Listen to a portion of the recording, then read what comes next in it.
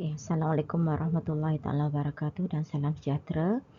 Hari ini saya nak terangkan tentang penyelesaian eksponen dengan menggunakan rumus. Okey. Jadi soalan dia adalah 3 kuasa n per 81 n tambah 1 darabkan dengan 27. Okey, step pertama kita akan samakan asas, iaitu yang mana 3, 81 dan 27 boleh disamakan dengan asas 3. Jadi atas dah 3 kuasa n, 81 tu kita akan tukar jadi 3 kuasa 4. 27 kita akan tukar jadi 3 kuasa 3. Okey, itu step pertama. Step kedua, kita akan merujuk kepada eksponen ni, eksponen 3.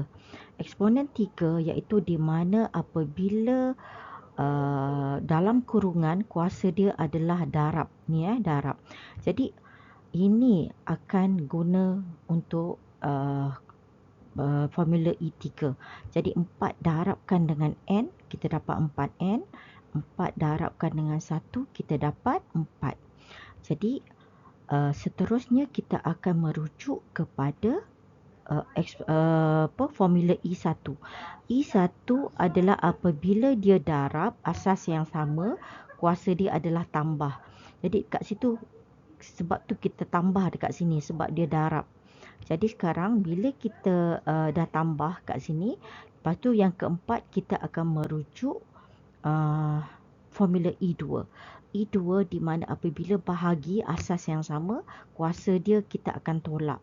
Jadi kat sini n, 3n atas tolakkan dengan hasil tadi tambah 4n, 4n tambah 7. 4 tambah 7 tadi dapat 7 lah. Jadi n tolak kurungan 4n tambah 7. Lepas tu kita akan seterusnya expandkan indeks dia. Jadi n tolak darabkan dengan 4n. Lepas tu ini darabkan dengan 7, dapat tolak 7. Okey, last kali kita akan permudahkan, iaitu n tolak 4n dapat negatif 3n dan tolak 7. So itulah jawapannya. Terima kasih.